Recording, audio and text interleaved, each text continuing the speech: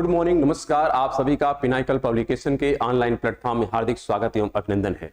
मैं सुरेंद्र दुबे पुनः आप लोगों के समक्ष एसएससी जनरल स्टडी के अंतर्गत पॉलिटी सेशन के साथ उपस्थित हूं।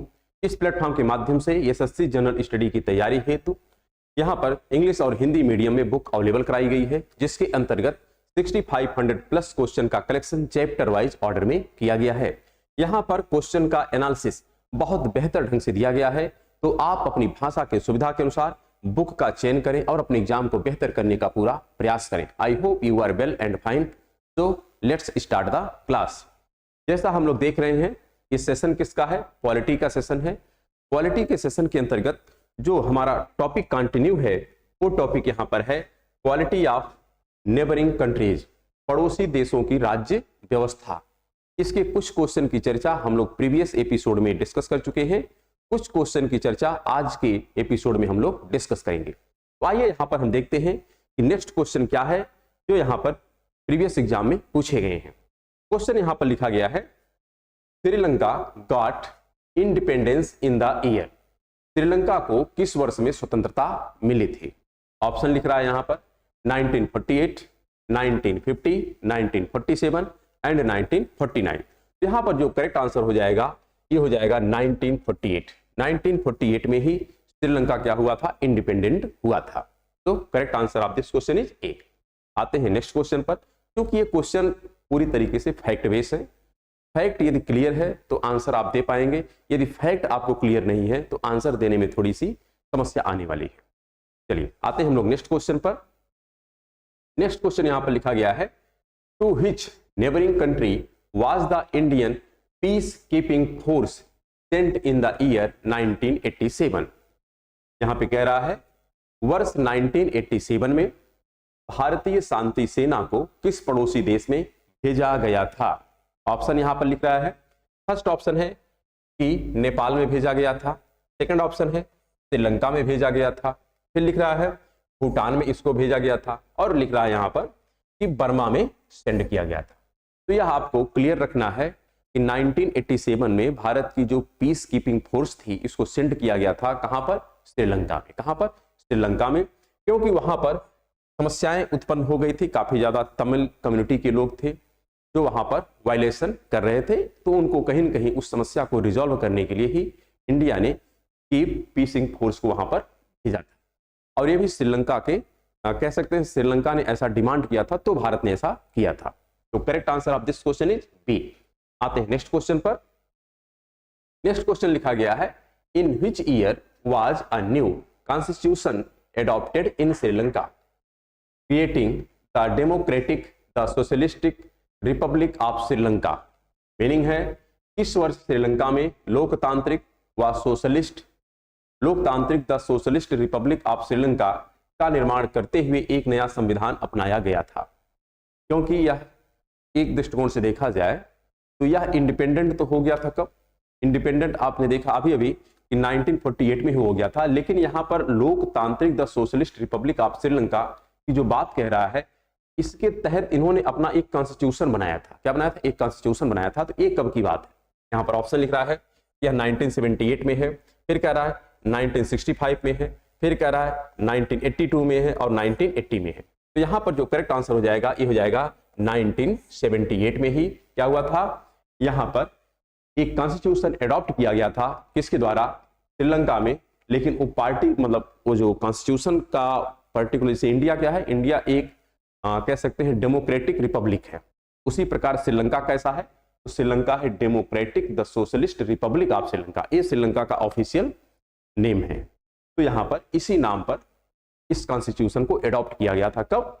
तो 1978 में। चलिए आते हैं नेक्स्ट क्वेश्चन पर। नेक्स्ट क्वेश्चन यहां पर लिखा गया है, in which year did Nepal adopt it's first democratic constitution. Nepal ने अपना पहला लोकतांत्रिक संविधान किस वर्ष में एडॉप्ट किया है? यहां पर ऑप्शन लिख रहा है, पहला ऑप्शन है 2010, सेकंड ऑप्शन यहां पर लिख रहा है 2015, थर्ड ऑप्शन लिख रहा है 2013 और फोर्थ ऑप्शन लिख रहा है 2017। यहां पर जो करेक्ट आंसर हो जाएगा, ये हो जाएगा 2015।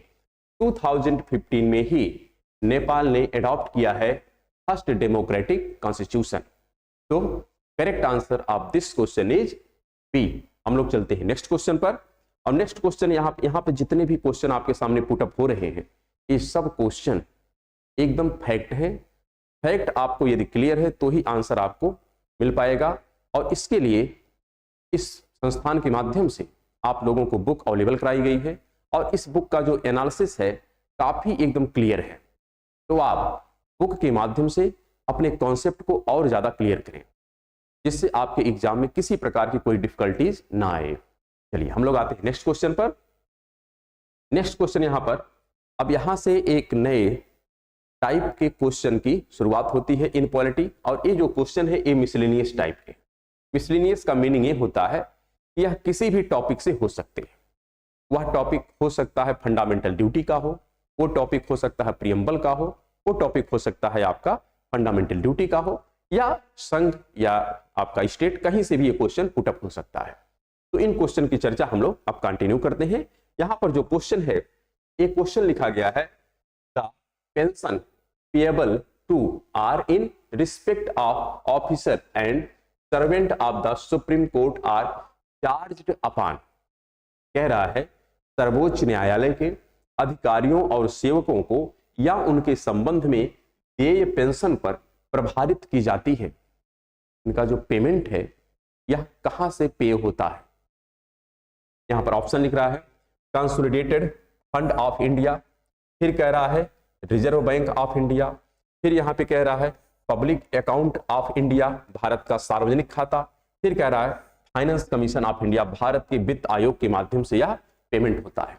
यह क्लियर रखिएगा, इस टाइप का चाहे प्रेसिडेंट का हम वेतन भत्ते की बात करें या हम यहाँ पर सर्वोच्च न्यायालय के अधिकारियों की बात करें, तो यहाँ के लोगों का जो पेमेंट होता है ये कहाँ से दिया जाता है, तो जो कंसोलिडेटेड फंड ऑफ इंडिया है यहां से दिया जाता है। तो correct answer of this question is a. Next question पर चलते हैं। नेक्स्ट क्वेश्चन यहां पर लिखा गया है, the state of Kerala versus Lissamma Joseph case deal with Kerala राज्य बनाम लिसामा जोसेफ मामला किससे संबंधित है। यहां पर ऑप्शन लिख रहा है, यहां पर एक केस था, एक तरफ केरल स्टेट थी और एक तरफ एक पर्सनल व्यक्ति है जिनका नाम है क्या, लिसामा जोसेफ। तो इन दोनों के मध्य का जो केस है उसी केस का नाम रखा गया है केरला स्टेट बनाम लिसामा जोसेफ केस। तो यह केस किस पर्टिकुलर टॉपिक पर मेंशन था, और यहां पर टॉपिक जो लिखे गए हैं ये है डाउरी। यह केस किससे संबंधित था, डाउरी पर था। फिर लिख रहा है यह case the economic weaker section पर आधारित था। फिर यहां पर लिख रहा है यह केस एजुकेशन पर आधारित था। फिर लिख रहा है यह केस पर्सन विथ डिसेबिलिटी पर आधारित था। तो यहां पर आपको करेक्ट आंसर देखना है, तो यहां पर हो जाएगा क्या, पर्सन्स विथ डिसेबिलिटी। जो विकलांग व्यक्ति हैं इस टाइप के केस को यहां पर डिसॉल्व करने की बात की गई थी। कहां पर, केरल स्टेट बनाम जोसेफ मामला। ठीक, आते हैं हम लोग नेक्स्ट क्वेश्चन पर। यहां पर नेक्स्ट क्वेश्चन जो लिखा गया है, justice Indu Malhotra penned a dissenting opinion in which of the following landmark judgment. Meaning है कि न्यायमूर्ति इंदु मल्होत्रा ने निम्नलिखित में से किस ऐतिहासिक निर्णय में असहमति व्यक्त की थी। क्लियर रखिएगा, इन्होंने क्या किया है, अपनी असहमति व्यक्त किया है। यहां पर ऑप्शन है क्या, कि बेसिक स्ट्रक्चर डॉक्ट्रिन, जो हमारे बुनियादी संरचना सिद्धांत होते हैं हमारे कॉन्स्टिट्यूशन के, उसको लेकर के ये डिसएग्री कर रही हैं। फिर कह रहा है सेकंड ऑप्शन में यहां पर कि यह preamble part of the constitution, जो प्रियम्बल का पार्ट है कॉन्स्टिट्यूशन, इसको लेकर के ये डिसएग्री कर रही थी। फिर यहां पर लिख रहा है कि entry of women to Sabarimala, Sabarimala में महिलाओं के प्रवेश को लेकर के यह डिसएग्री कर रही थी। और फिर है land reform in India, Bharat में भूमि सुधार के केस में ये डिसएग्री कर रही थी। तो यहां पर जो क्लियर आप रखिएगा कि कुछ ईयर पूर्व एक केस आया था, सबरीमाला का केस था, और सबरीमाला के केस में क्या हुआ था कि निर्णय ये लिया गया था कि महिलाओं को वहां पर प्रवेश दिया जाए या न दिया जाए, क्योंकि सबरीमाला मंदिर में महिलाओं का प्रवेश जो है ये वर्जित था, महिलाएं वहां पर एंट्री नहीं कर पाती थी। और ये केरला स्टेट में था। कहां था, केरला स्टेट में आपको तो सबरीमाला मंदिर मिलता है। तो यहां पर जब वर्डिक आया, जब यहाँ पर वोटिंग हुई, मतलब जज की बेंच होती है, उस जज में एक जज इसमें कौन थी, न्यायमूर्ति इंदु मल्होत्रा भी थी। इन्होंने क्या किया है, इसमें अगेंस्ट वोट किया था कि महिलाओं को प्रवेश नहीं मिलना चाहिए, जबकि अन्य जो जज थे इन्होंने ये एग्री किया था कि महिलाओं को प्रवेश मिलना चाहिए, एंट्री मिलनी चाहिए। तो एक केस किसका था, तो यहाँ पर केस था entry of women to Sabarimala, Sabarimala मंदिर में महिलाओं को प्रवेश मिलना चाहिए, यही केस था। यहाँ पर इन्होंने क्या किया था, डिसएग्री किया था उस पर्टिकुलर केस में। तो correct answer of this question is C. Next question देखते हैं।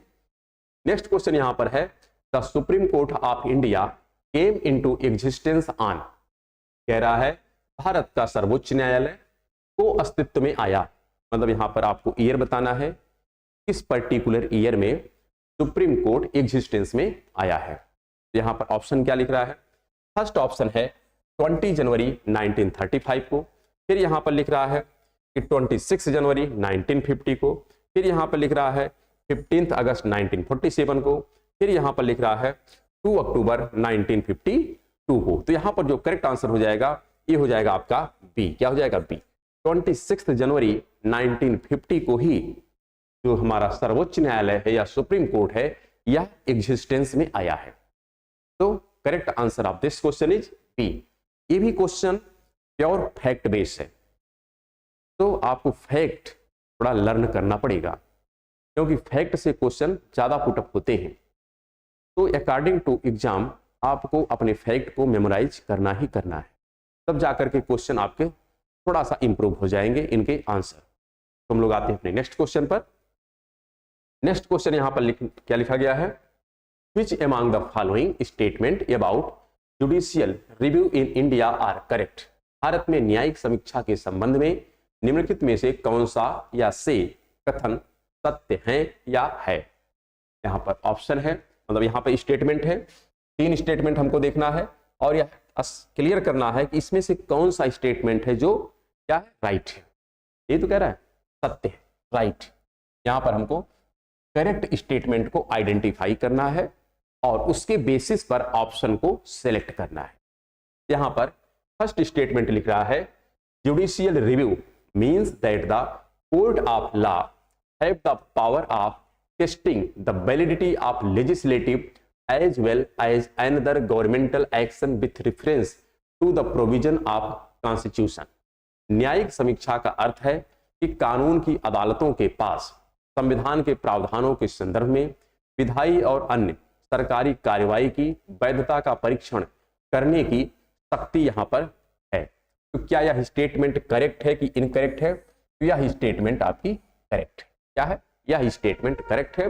यहां पर जो भी पॉइंट लिखे गए हैं ये करेक्ट है। फिर लिख रहा है सेकंड यहां पर स्टेटमेंट है, अंडर आर्टिकल 23, अंडर आर्टिकल 23 जो आपकी फंडामेंटल राइट का पार्ट है of the Indian constitution, the compulsion of judicial review was described in fundamental rights in part 3।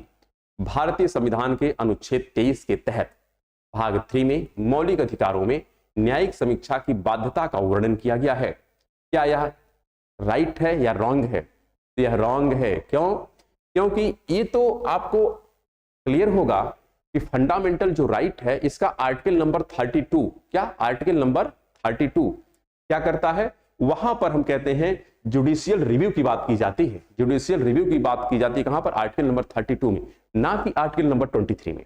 Article number 23 में जो किया जाता है, यहां पर जब कोई व्यक्ति होता है जिसको आप जबरदस्ती किसी टाइप का स्लेव बनाते हैं, दास बनाते हैं, या आपने उससे कोई वर्क कराया और उसके एवज में जो उसका वेज है, जो उसकी मजदूरी है, आप नहीं दे रहे हैं, अर्थात उसको आप क्या कर रहे हैं, उसको आप शोषण कर रहे हैं। क्या कर रहे हैं? शोषण कर रहे हैं, उसका हरासमेंट कर रहे हैं। तो ऐसे केस में आपका आर्टिकल नंबर 23 एक्टिव होता है। तो यहां पर ये आर्टिकल नंबर 23 का ये जो पॉइंट लिख रहा है ये रॉन्ग है। थर्ड यहां पर स्टेटमेंट लिख रहा है, the power of judicial review is significantly vested upon the high court and supreme court of India. न्यायिक समीक्षा की शक्ति मुख्य रूप से भारत के उच्च न्यायालयों और सर्वोच्च न्यायालयों में निहित है। क्या यह करेक्ट है या इनकरेक्ट है? यह करेक्ट है। न्यायिक समीक्षा की जो शक्ति है ये कहां पर है आपके पास, तो हमारा जो हाई कोर्ट है और जो सुप्रीम कोर्ट है इसके पास है। तो ये भी करेक्ट है। तो यहां पर ए करेक्ट हो गया और सी करेक्ट हो गया, तो ऑप्शन हमारा क्या हो जाएगा, तो ऑप्शन यहां पर हो जाएगा A and C are correct, तो सी ऑप्शन इज राइट। आते हैं हम लोग नेक्स्ट क्वेश्चन पर, और नेक्स्ट क्वेश्चन यहां पर लिखा गया है ए, आप देखिए क्वेश्चन है what do you understand by dual citizenship as in the case of the US. America की दोहरी नागरिकता से आप क्या समझते हैं, यूएस की बात कर रहा है, ठीक। और इंडिया में किस टाइप का सिटीजनशिप है, इंडिया में जो है सिंगल सिटीजनशिप का कह सकते हैं एक प्रकार से प्रोविजन है। इंडिया में डुअल सिटीजनशिप का प्रपोजल नहीं है, यहाँ पर कैसा है, सिंगल है। यहाँ पर अगर देखें, और इंडिया का जो सिटीजनशिप है एक किस पार्ट में है, तो पार्ट नंबर आपका सेकंड है। और आर्टिकल कहाँ से कहाँ तक है, तो आर्टिकल आपकी स्टार्ट होती है 5 से लेकर के कहाँ तक, 11 तक। 5 से 11 तक आपकी जो आर्टिकल है इसमें मेंशन किया गया सिटीजनशिप के बारे में। यहाँ पर लिख रहा है first option, citizenship of two state simultaneously with two countries, एक साथ दो देशों या दो राज्यों की नागरिकता यहां पर जो होल्ड करता है इसको हम ड्यूअल कह सकते हैं कि सिटीजनशिप के अंडर में आता है। तो क्या ये करेक्ट है या इनकरेक्ट है, अकॉर्डिंग टू देखिएगा यूएस की बात हम कर रहे हैं, इंडिया की बात नहीं कर रहे। तो यहां पर ये ऑप्शन क्या हो जाएगा, what do you understand by dual citizenship in the US, America की दोहरी नागरिकता से आप क्या समझते हैं। कह रहा citizenship of two state simultaneously with two country, एक साथ दो देशों और दो राज्यों की नागरिकता, इसको ड्यूअल सिटीजनशिप नहीं कहते हैं, ठीक। सेकंड क्या लिख रहा है, citizenship of the country along with that of the constitution state where one resides बार, देश की नागरिकता के साथ वहां के उस संगठक राज्य की नागरिकता जहां व्यक्ति रहता है या पैदा हुआ है, यदि ये दो टाइप का करता है तो उसको हम लोग क्या कहते हैं, इसको हम कहते हैं डुअल सिटीजनशिप। क्या कहते हैं, डुअल सिटीजनशिप। फिर यहाँ पे कह रहा है third option, citizenship of two state along with two country, दो देशों के साथ दो राज्यों की नागरिकता, ऐसा कुछ भी नहीं है, यहाँ पर ये भी रॉन्ग हो जाता है। फिर लिख रहा है citizenship of two countries simultaneously, यहाँ पर कह रहा है एक साथ दो देशों की नागरिकता, तो यहाँ पर ये भी नहीं है, बल्कि यहाँ पर जो करेक्ट आंसर हो जाएगा, यहाँ पे करेक्ट आंसर होगा in case of America citizenship of country along with that of a constitution state where one resides अबार, देश की नागरिकता के साथ वहां के उस संगठक राज्य की नागरिकता जहां व्यक्ति रहता है, क्योंकि वहां पर फेडरल सिस्टम है ना। तो फेडरल सिस्टम में क्या है, एक आपको उस पर्टिकुलर स्टेट की सिटीजनशिप होती है और एक पूरी कंट्री की सिटीजनशिप होती है। तो इसे हम कहते हैं डुअल सिटीजनशिप का कॉन्सेप्ट, कहां पर, यूएसए में। तो correct answer of this question is B. आते हैं हम लोग नेक्स्ट क्वेश्चन पर। यहां पर जो नेक्स्ट क्वेश्चन लिखा गया है, अच्छा सिटीजनशिप हमारे कॉन्स्टिट्यूशन में कहां पर है, तो part second article number 5 to 11 में मेंशन है सिटीजनशिप। नेक्स्ट क्वेश्चन यहां पर है, till which year did the high court of Delhi continue to exercise jurisdictional over Himachal Pradesh, किस वर्ष तक दिल्ली के उच्च न्यायालय ने हिमाचल प्रदेश पर अधिकार क्षेत्र का प्रयोग करना जारी रखा। यहां पर ऑप्शन क्या है, यहां पर ऑप्शन है 1969, फिर है 1967, फिर यहां पर लिख रहा है 1971, फिर लिख रहा है 1968। तो यहां पर जो करेक्ट आंसर हो जाएगा इस केस में ये हो जाएगा 1971। क्या हो जाएगा, 1971। Till which year did the high court of Delhi continue to exercise jurisdiction over Himachal Pradesh. यहां पर कह रहा है कि जो दिल्ली का उच्च न्यायालय है या हिमाचल प्रदेश पर भी क्या करता था, अपना निर्णय देता था। कब तक, किस साल तक, वह साल है 1971 तक। इसके पश्चात ही एक अलग से हाई कोर्ट क्या किया गया है, बनाया गया है, किसके लिए, हिमाचल प्रदेश के लिए। और उससे पूर्व दिल्ली का ही हाई कोर्ट क्या करता था, इस हिमाचल प्रदेश के केस को भी रिजॉल्व करता था। तो correct answer of this question is C. आते हैं नेक्स्ट क्वेश्चन पर। नेक्स्ट क्वेश्चन यहां पर लिखा गया है, the taxation law amendments act 2021 amends the income tax act of, कराधान कानून अधिनियम 2021 के आयकर अधिनियम में संशोधन करता है। यहां पर ऑप्शन दे रहा है कौन संशोधन करता है, यहां पर लिख रहा है कि 1961 अमेंड करता है, 1974 अमेंड करता है, 1995 अमेंड करता है एंड 1988। यहां पर जो करेक्ट आंसर हो जाएगा ये हो जाएगा 1961 क्या करता है, यहां पर the taxation law amendment act 2001 को अमेंड करता है। तो पहले से एक हमारा टैक्सेशन एक्ट चल रहा था जो 1961 का था, उसी टैक्सेशन एक्ट को कब 2021 में इसको अमेंड कर दिया गया। तो correct answer of this question is a. चलते हैं हम लोग नेक्स्ट क्वेश्चन पर, और नेक्स्ट क्वेश्चन यहां पर लिखा गया है the constitution 127th amendment bill 2021 was introduced in the Lok Sabha by in August 2021। Meaning इसका है कि संविधान 127वां संशोधन विधेयक 2021 अगस्त 2021 में यहां पर फिर आपको फिलअप करना है, द्वारा लोकसभा में पेश किया गया था। यह किस टाइप का था? यहां पर लिख रहा है कि minister of social justice and empowerment, सामाजिक न्याय एवं अधिकारिता मंत्री। फिर यहां पे कह रहा है, सेकंड ऑप्शन लिख रहा है मिनिस्ट्री ऑफ माइनॉरिटी अफेयर्स, अल्पसंख्यक मामलों के मंत्री। फिर यहां पे कह रहा है third option ministry of tribal affairs, जनजातीय मामलों के मंत्री। फिर कह रहा है मिनिस्टर ऑफ रूरल डेवलपमेंट, ग्रामीण विकास मंत्री। यहां पर ये जो क्वेश्चन है एक कंटेम्प्रेरी इशू के हैं, करंट अफेयर्स के हैं, और एक क्वेश्चन कब का है? एक क्वेश्चन आपसे पूछा गया है 2023 में, और यह अमेंडमेंट जो है, जो ये लाया गया है विधेयक, संविधान संशोधन कॉन्स्टिट्यूशनल जो यहाँ पर बिल है, एक्ट है, ये कब लाया गया? 2021 में। कब है? 2021 में है। तो 2021 का क्वेश्चन 2023 में पुटअप हो सकता है। तो यहाँ पर एक करंट का है, और यहाँ पर जो आंसर होगा ये हो जाएगा minister of social justice and empowerment ने ही क्या किया था, यह अमेंडमेंट जो लाया गया था कॉन्स्टिट्यूशन, ये था 127th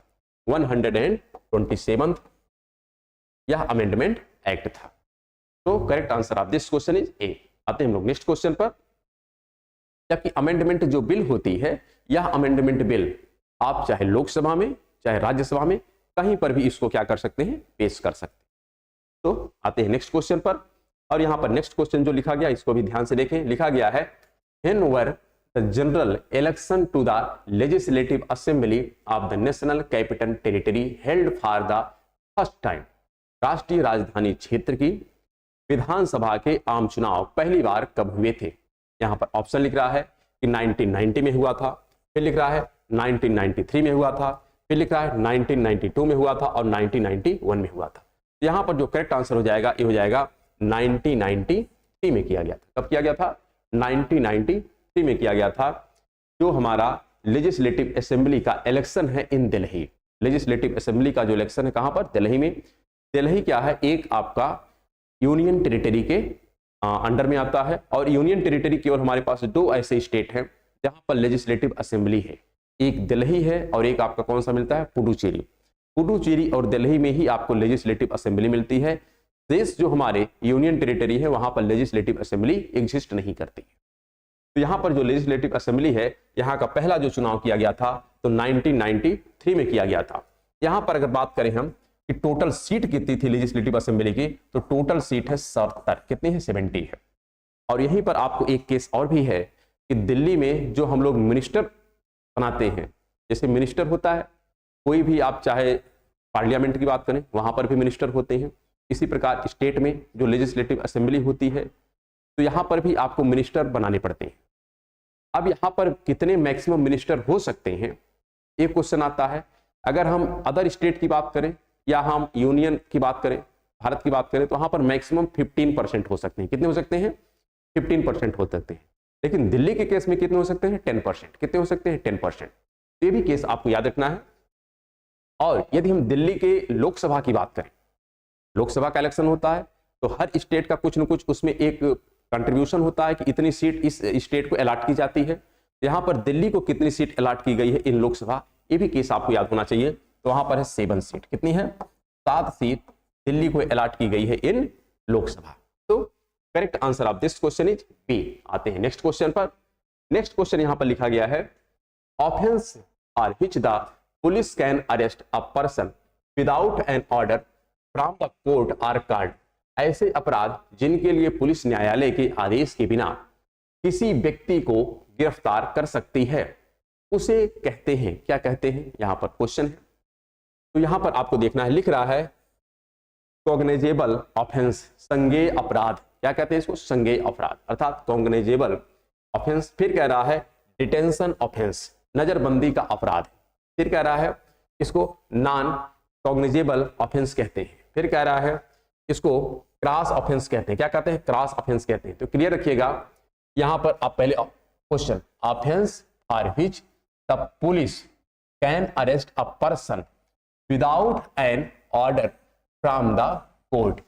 कोर्ट के बगैर आदेश के पुलिस एक व्यक्ति को गिरफ्तार कर सकती है, उस पर्टिकुलर केस को क्या कहते हैं? यहां पर क्वेश्चन है, यहां पर ऑप्शन आपको देखिए, यहां पर संज्ञेय या कॉग्निजेबल है, फिर डिटेंशन है, फिर यहां पर नॉन कॉग्निजेबल है और क्रॉस ऑफेंस है। तो यहां पर जो करेक्ट आंसर हो जाएगा ये हो जाएगा कॉग्निजेबल ऑफेंस, यानी संज्ञेय अपराध के केस में ऐसा होता है। अगर आप देखें यहां पर डिटेंशन ऑफेंस, तो डिटेंशन ऑफेंस में आप या पुलिस किसी व्यक्ति को, किसी पर्सन को तभी अरेस्ट कर सकती है जब कोर्ट इसका परमिशन देता है, तो नहीं तो नहीं कर सकता। तो correct answer of this question is a. आते हैं नेक्स्ट क्वेश्चन पर। यहां पर नेक्स्ट क्वेश्चन जो लिखा गया है, the first high court in India was established in. Bharat में पहला उच्च न्यायालय सन में स्थापित किया गया था। यहां पर ऑप्शन लिख रहा है कि 1960 में किया गया था, फिर लिख रहा है 1962 में किया गया, अरे 19 कह रहे हैं 80 60 में, और 80 62 में किया गया था।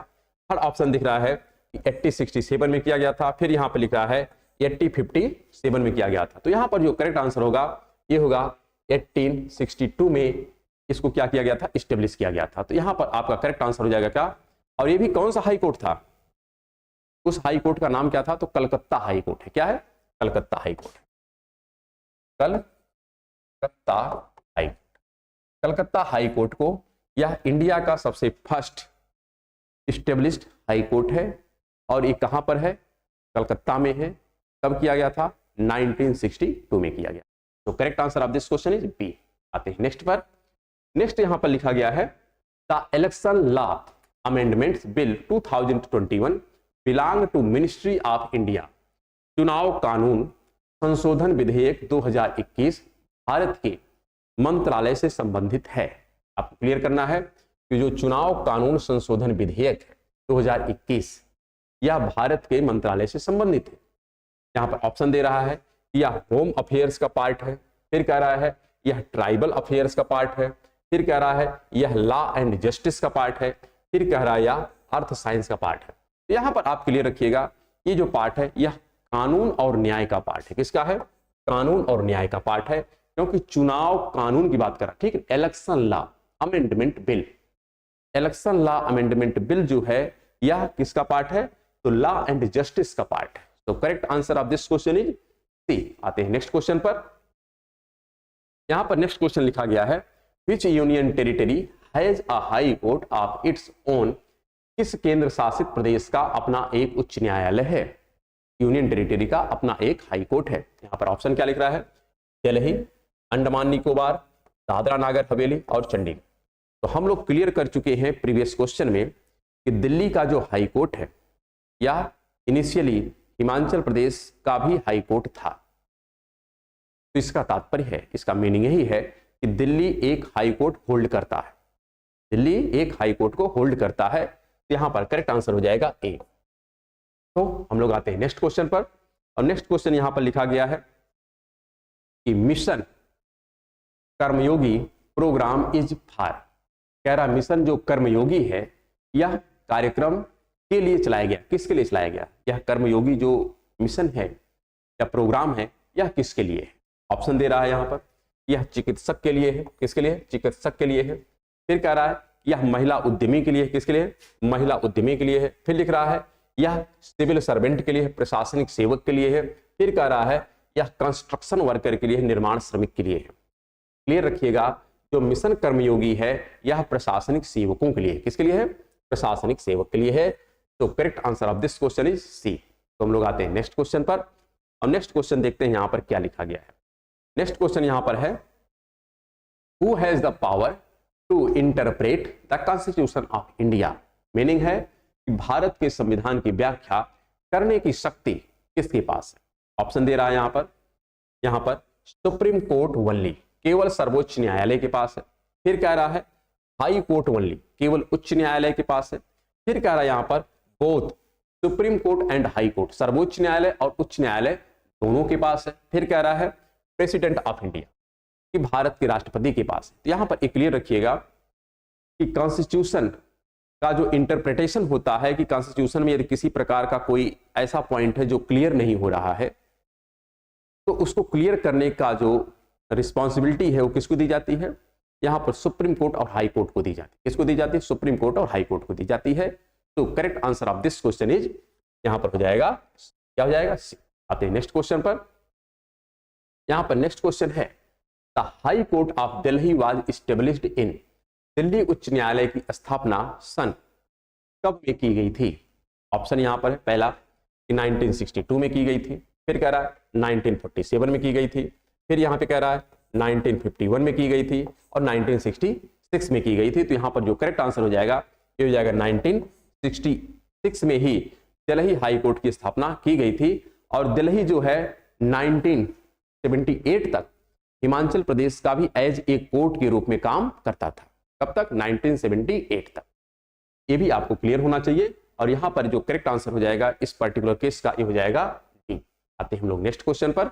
और यहां पर नेक्स्ट क्वेश्चन देखिए क्या लिखा गया है। नेक्स्ट क्वेश्चन है, what does section 377 of the Indian penal code significance?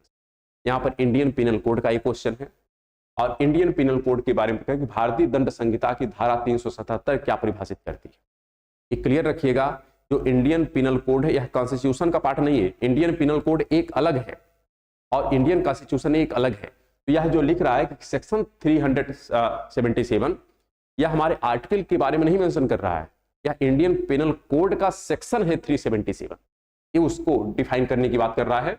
यहां पर लिख रहा है कि इंडियन पिनल कोड का जो सेक्शन 377 है इसमें ट्रिपल तलाक को डिफाइन किया गया है। फिर कह रहा है यहां पर सरोगेसी को डिफाइन किया गया है। फिर यहां पे कह रहा है क्रिमिनलाइज अननेचुरल ऑफेंस, अप्राकृतिक अपराधों को गैर कानूनी बताया गया है। फिर यहां पे लिख रहा है महिलाओं का मंदिर में प्रवेश यहां पर डिफाइन किया गया है। यहां पर आप लिखिएगा कि यहां पर अगर हम देखें तो अप्राकृतिक अपराधों को गैर कानूनी घोषित करता है। क्या? अप्राकृतिक अपराधों को गैर कानूनी घोषित करता है, जो आर्ट यहां पर सेक्शन 377 है इंडियन पिनल कोड का। तो correct answer of this question is C. आते हैं नेक्स्ट क्वेश्चन पर। यहां पर नेक्स्ट क्वेश्चन लिखा गया है, the Indian census is conducted under the provision of the census act. Bharat में जनगणना अधिनियम के प्रावधानों के तहत जनगणना की जाती है। किसकी जनगणना की जाती है? यहां पर ऑप्शन लिख रहा है 1950 की, 1952, 1955 एंड 1948। तो क्लियर रखिएगा, इन इंडियन या India census is conducted under the provision of the census act. Bharat में जनगणना अधिनियम के प्रावधानों के तहत जनगणना की जाती है। वैसे जनगणना जो है अगर देखा जाए तो यह 1872 में फर्स्ट टाइम हुआ था और कंटिन्यू कब से है? तो 1881 से कंटिन्यू है और टिल डेट तक यह कितनी हो चुकी है? 15th हो चुकी है। और इंडिपेंडेंट इंडिया की कितनी हो चुकी है? तो 7th हो चुकी है। लेकिन यहां पर पूछ रहा है कि किसके तहत ऐसा किया जाता है? तो 1948 के तहत। किसके तहत किया जाता है? जो जनगणना अधिनियम 1948 है इसी के तहत इसको किया जाता है। So correct answer of this question is D. आते हैं नेक्स्ट पर। और नेक्स्ट देखिए क्या लिखा गया यहां पर। नेक्स्ट क्वेश्चन यहां पर है, the percentage of eligible voter who cast their votes in an election is termed as. किसी चुनाव में मतदान करने वाले पात्र मतदाताओं के प्रतिशत को कहा जाता है। क्या कहा जाता है? यहां पर लिख रहा है, इसको कोरम कहते हैं, इसको टर्न आउट कहते हैं, इसको बीटो कहते हैं, इसको कॉन्स्टिट्यूएंसी कहते हैं, मतदाता वर्ग कहते हैं। इसको क्या कहेंगे? इसको मतदाता का प्रतिशत कहते हैं। मतदान का क्या कहते हैं? प्रतिशत कहते हैं। टर्न आउट कहते हैं। क्या? The percentage of eligible, percentage की बात हो रही है ना, तो परसेंटेज में क्या होगा? यहां पर टर्न आउट होगा अर्थात मतदान का प्रतिशत होगा। तो correct answer of this question is B. आते हैं नेक्स्ट पर। और बीटो जो केस होता है या राष्ट्रपति को, प्रेसिडेंट को पावर देता है कि वह किसी भी बिल को पास होने से रोक सकता है। तो correct answer of this question is B. आते हैं नेक्स्ट पर। Next question and last question of this episode, that is in the Indian judiciary system PIL stands for. भारतीय न्यायिक प्रणाली में PIL का अर्थ है, PIL अक्सर होता है कि किसी केस में हम लोग PIL देखते हैं, PIL यहां पर फाइल कर दिया गया। PIL का तात्पर्य क्या होता है? यहां पर लिख रहा है public interest litigation, public interest litigation. फिर कह रहा है periodic individual litigation, periodic individual litigation, third option लिख रहा है इसको प्राइवेट इंटरेस्ट लाइसेंस कहते हैं, और फोर्थ लिख रहा है पीरियाडिक इंटरेस्ट लिटिगेशन। तो यहाँ पर जो करेक्ट आंसर हो जाएगा ये हो जाएगा ए, इसको कहते हैं पब्लिक इंटरेस्ट लिटिगेशन। तो correct answer of this question is a. और आज के एपिसोड को यहीं पर हम लोग विराम देते हैं। हम लोग मिलेंगे कल के क्लास में, तब तक के लिए नमस्कार, धन्यवाद।